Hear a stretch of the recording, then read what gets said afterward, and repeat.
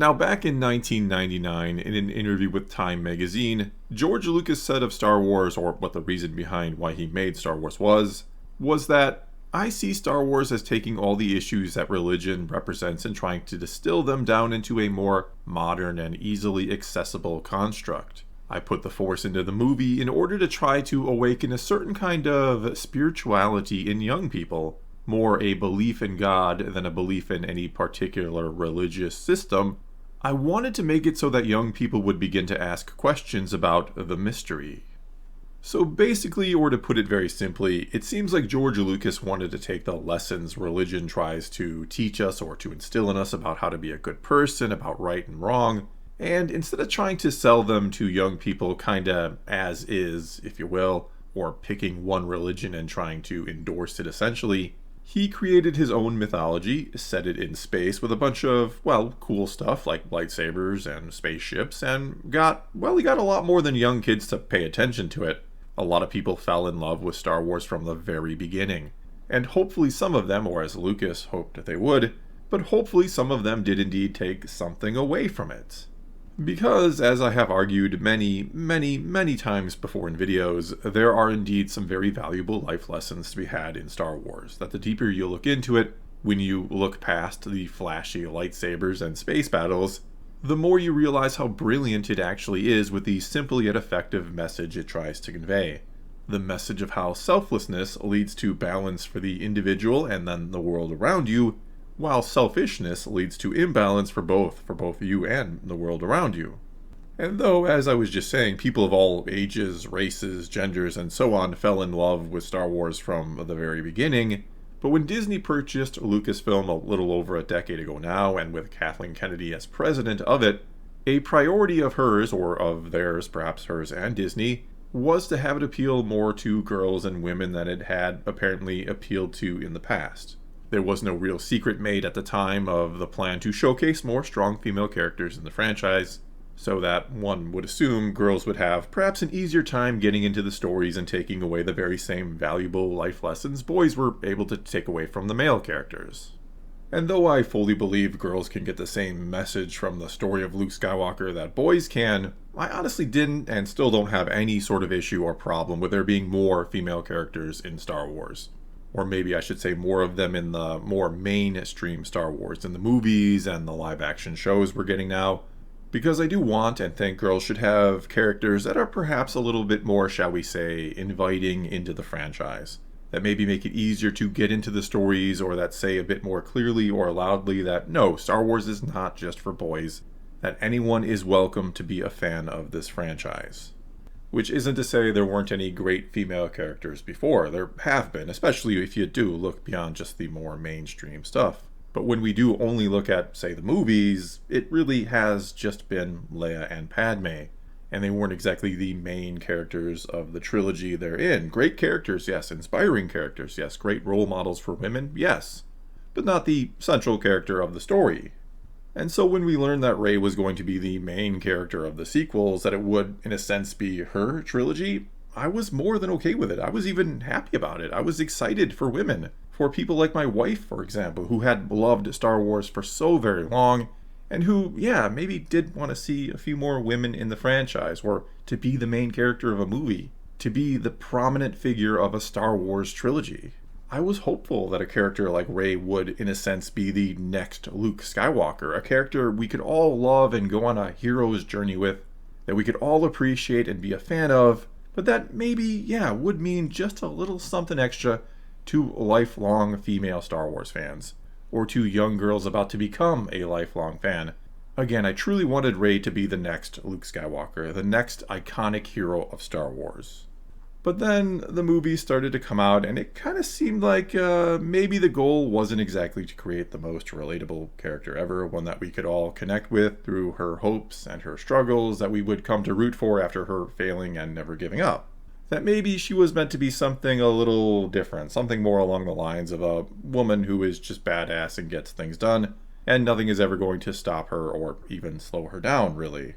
Maybe Rey was going to be a little too powerful and a little too close to perfect, that she wasn't going to be the best written character we had ever seen in the franchise, And I honestly thought at the end of episode 8, but I thought at the end of The Last Jedi, she needed to have some sort of great failure to make us feel something for her, especially after how, again, great and powerful she'd been shown to be. We needed her to have some type of failure, not unlike how badly Luke fails at the end of his middle movie in his trilogy, where Darth Vader makes him look silly, cuts off his hand, and he needs the friends he came to rescue to now come and rescue him.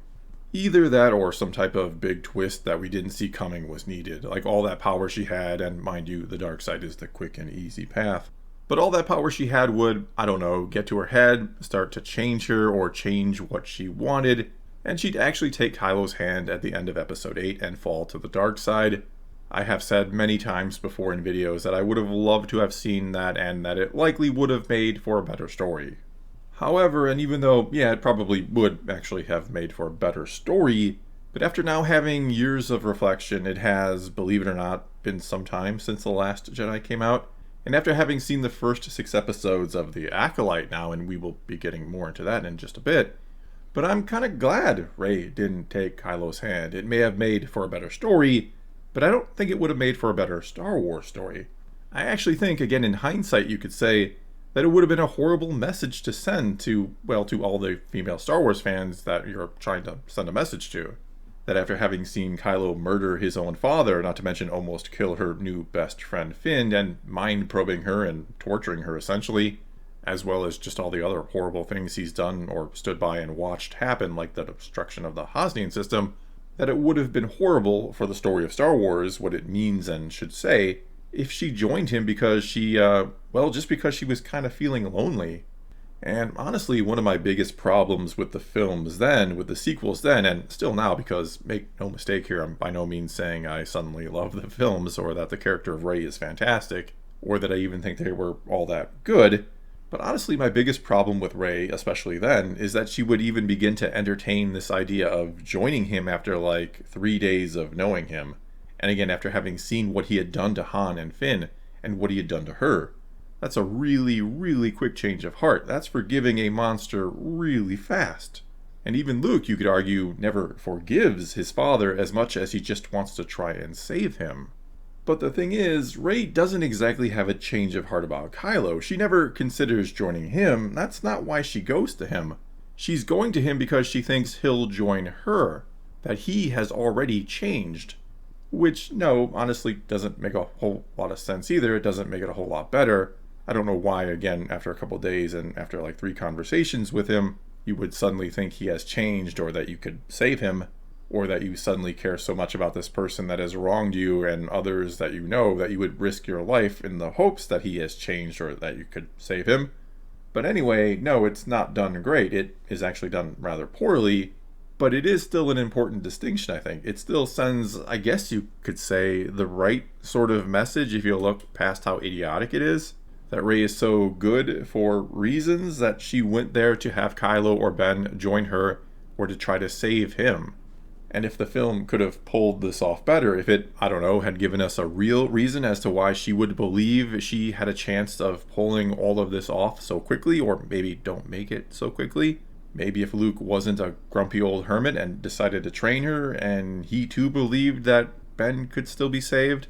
That maybe, again, over time, over weeks or even months of training, he convinced her finally that there was still good in Kylo or Ben, and then she eventually goes off to try and save him because of all of that, and because she has been having these conversations with him, and because maybe she is also having visions. She continues to have visions like she did in The Force Awakens, where she grabbed the lightsaber and has some flashbacks to the Skywalker story, essentially.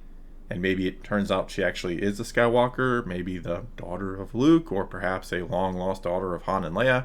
I don't know, but if you could connect those two, if you could connect Ben and Rey and have it all make more sense, sure, her running off to save him eventually could have worked really well.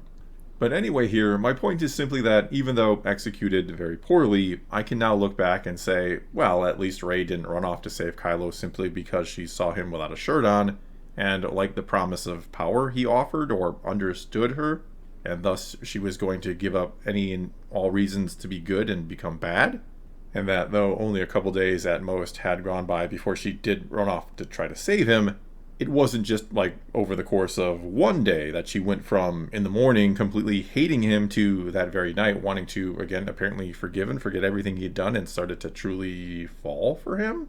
I mean, that would have been utterly ridiculous and send the way wrong message to young women, I think. That sounds more like a very bad fan fiction than anything else. But of course, that's pretty much what seems to be happening in The Acolyte. And before you say, we don't know what is actually happening here, we don't know that she's falling for him or anything like that Osha is falling for Camille, we don't know where the story is going or how it'll end, which is all fair. But in a recent interview with Collider, Leslie Headland very much implied we have a enemies to lovers story going on here. She even jokes in the interview about what their ship name should be, or which one she would prefer it be. She then goes on to talk about how much she loves the characters, how much she loves the stranger, how much she loves the evil Darksider who is manipulating a younger woman, and that no one wants to ship them more than her, that she wanted to click into the kind of stuff she wrote in high school. That is what she said in this interview. And look, you can enjoy The Acolyte if you want to. You can be a young woman or even a young man and be enjoying it. That's fine. You could enjoy that type of story. You can enjoy a more Twilight-like story if you want to, because you understand it's all fiction and it really isn't trying to tell you to fall in love with someone evil. But I still can't help but wonder how Star Wars went from wanting to teach important life lessons to young people to someone doing high school fan fiction about characters she loves so much she wants to ship them. I'm just kind of at a loss. I really am. I can't believe I'm actually looking back at the sequels at Rey and now thinking, well, that actually wasn't so bad in comparison.